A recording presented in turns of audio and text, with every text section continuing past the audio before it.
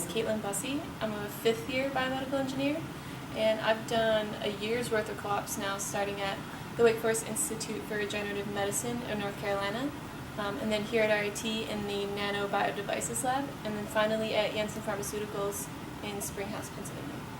I'm Morgan Stessel. I'm a 5th year biomedical engineer as well, and I have co-opted with the Women Engineering program here at RIT, Janssen Pharmaceuticals in Malvern, PA, and Orthoclinical Diagnostics in Rochester, New York. My name's John Ray, and I'm a 4th year biomedical engineering student.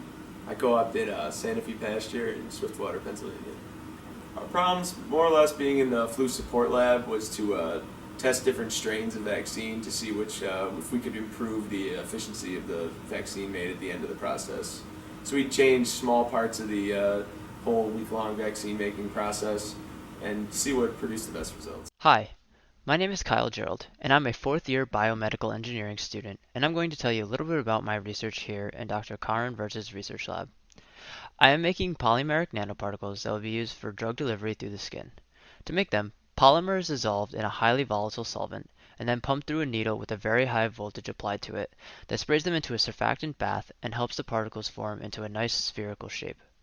Then I visualize the particles using an electron microscope where we make tweaks to our process based on their size and shape to achieve the optimal particles for our application. So this is my final project from my Intro to Musculoskeletal Biomechanics course, which I took with Dr. Aslani. This is a 3D printed fish drone, or at least it will be once it's done.